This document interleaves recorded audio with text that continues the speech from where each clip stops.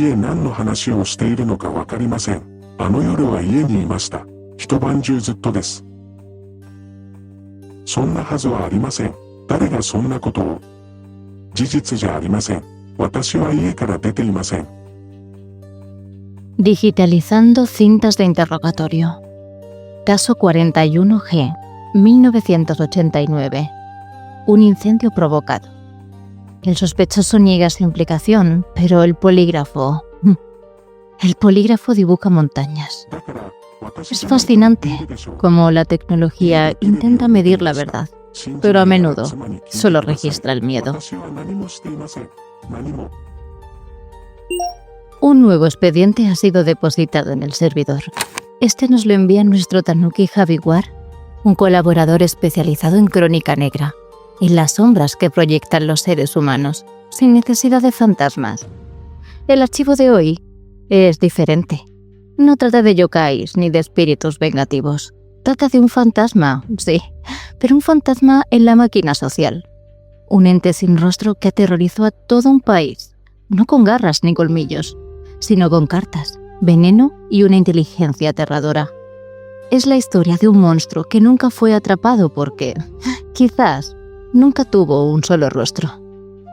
Este caso demuestra que el horror más perdurable es a menudo el más real, el que podría repetirse mañana, el que nos obliga a mirar con desconfianza no a las sombras del cementerio, sino a las personas con las que nos cruzamos cada día. Recomiendo, como siempre, el uso de auriculares. La voz del monstruo se grabó en su día, y hay ecos que solo se aprecian en la cercanía. Iniciando reproducción del archivo 04.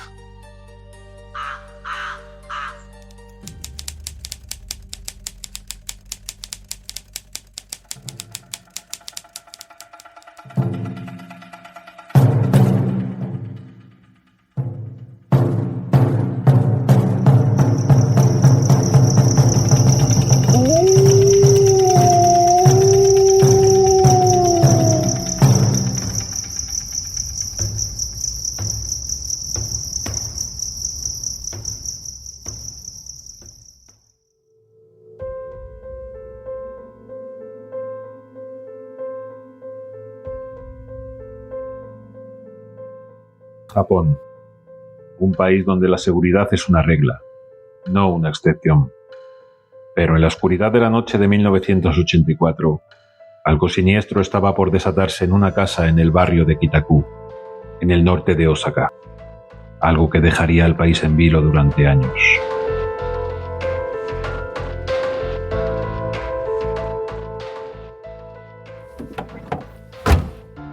¡No te muevas! ¡Sube al coche!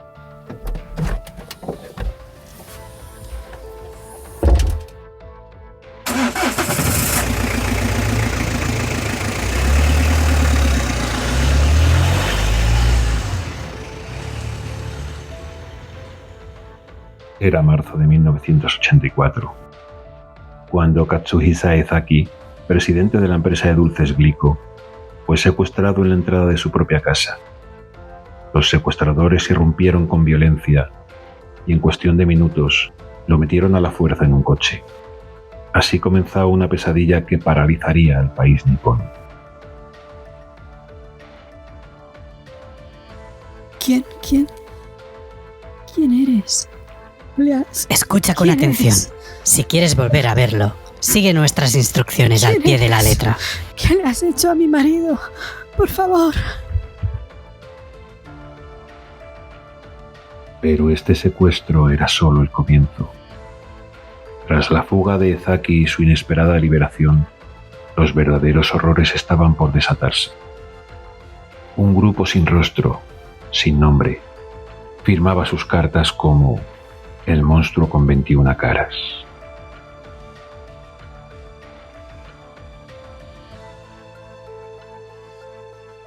Nosotros somos el monstruo con 21 caras. Podemos matarlos cuando queramos. No necesitamos armas para cometer nuestros crímenes, solo un poco de astucia.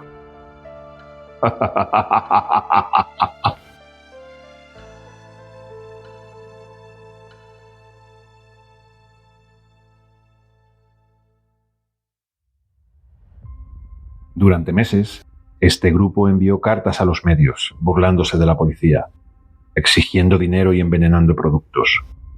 En todo Japón, el terror se sentía en cada esquina. ¿Pero quiénes eran? ¿Qué querían realmente?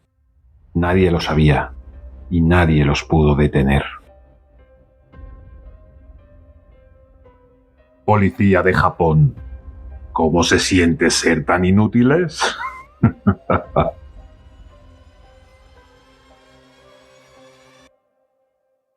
Y así, una ola de miedo se extendió por todo el país. Pero a pesar de todos sus esfuerzos, las autoridades nunca lograron capturarlos. El monstruo con 21 caras se desvaneció en la oscuridad, dejando tras de sí solo preguntas sin respuesta. Un caso sin resolver, una sombra que sigue acechando. Esta es la historia del monstruo con 21 caras.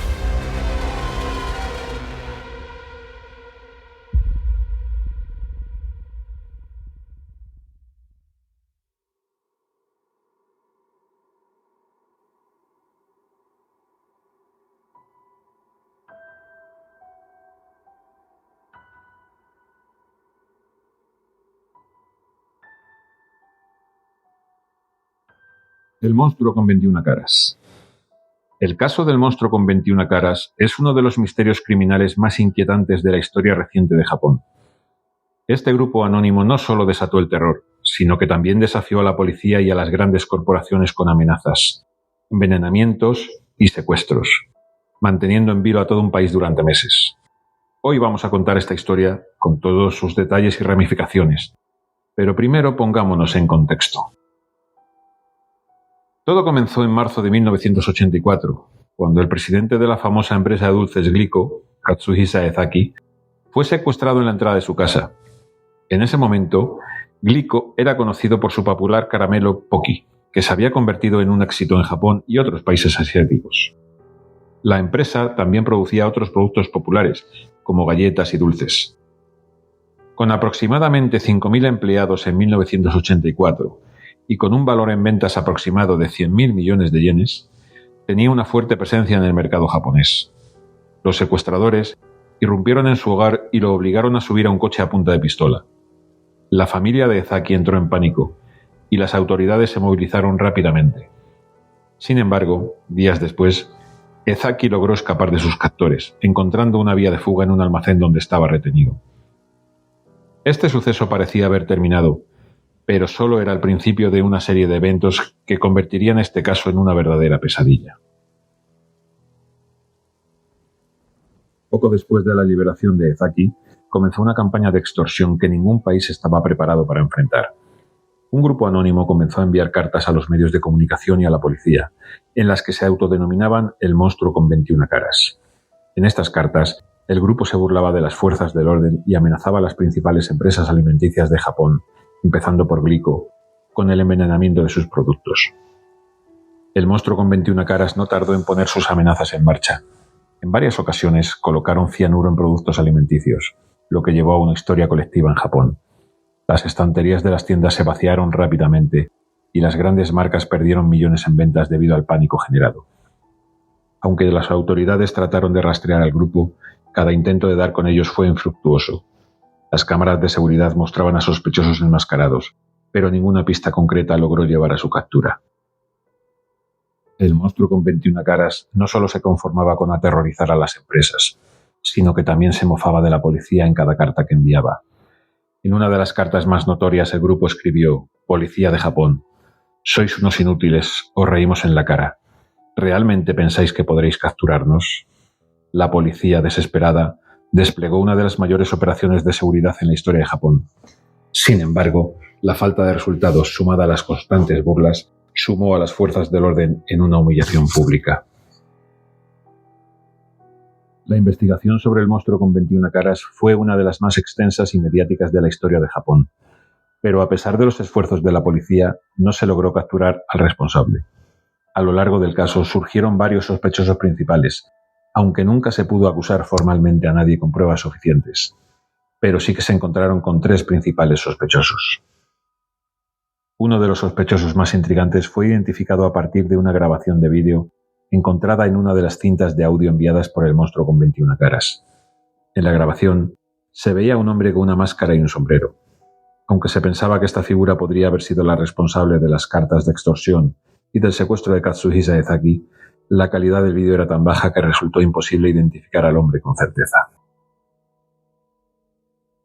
Otro sospechoso fue identificado gracias al testimonio de un testigo que afirmó haber visto a un hombre con ojos prominentes y una nariz aguileña cerca de la casa de Ezaki en el momento del secuestro.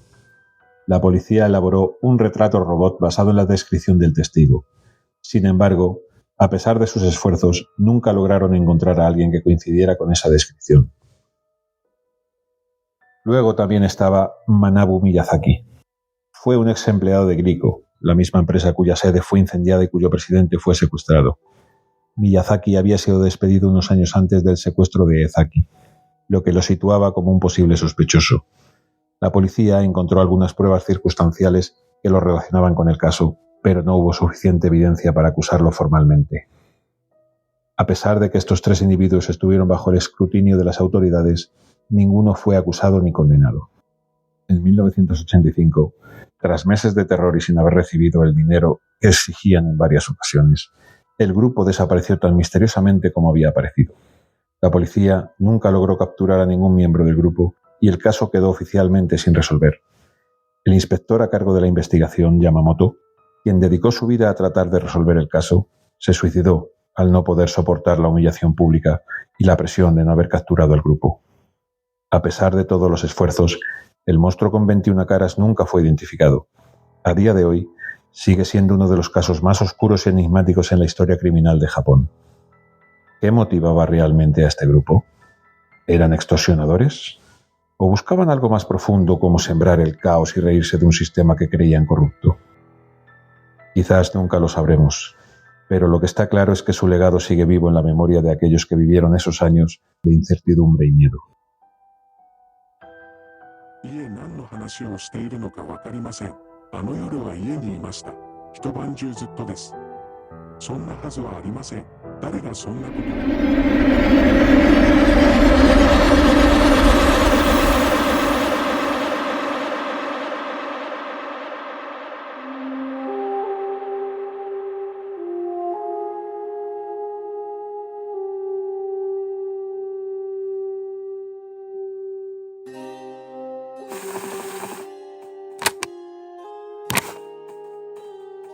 Archivo cerrado. El monstruo de las 21 caras nunca fue identificado. Se desvaneció. Y en ese silencio, en esa ausencia de un rostro al que culpar, reside su verdadero poder. Se convirtió en una idea, un yokai corporativo, un fantasma moderno cuya arma era la psicología de masas. Este expediente nos enseña que el terror no siempre viene de lo antiguo o lo sobrenatural. A veces nace de la inteligencia humana, retorcida, y del anonimato que nos brinda la sociedad moderna. La moraleja de este eco es que el verdadero monstruo no es el que se esconde bajo la cama, sino el que se oculta a plena vista, detrás de un seudónimo, una carta o un simple apodo. Y esto me lleva a la pregunta para vosotros. En nuestra era digital usamos máscaras y seudónimos. ¿Cuál ha sido la interacción anónima más inquietante que habéis tenido en Internet? ¿Un mensaje sin remitente? ¿Un comentario que sabía demasiado? ¿Un perfil sin rostro que parecía seguirnos a todas partes? Dejad vuestra historia en los comentarios. Me interesa ver cómo los fantasmas han evolucionado. Para que estos archivos sigan llegando a más oyentes y podamos seguir desenterrando estos casos, vuestra ayuda es esencial. Si este expediente os ha resultado interesante, un me gusta en iVoox o una valoración de 5 estrellas en Spotify es la señal que necesitamos para saber que estamos en la dirección correcta. Y si aún no lo habéis hecho, dadle al botón de seguir o suscribiros. De esa forma, la notificación de un nuevo archivo os llegará directamente, sin intermediarios, asegurando que no os perdáis ninguna pieza de este puzzle que estamos montando durante todo el mes. Es suficiente por hoy. Volveré a la cinta del incendio. El miedo del sospechoso es palpable. Pero no parece miedo a ser descubierto.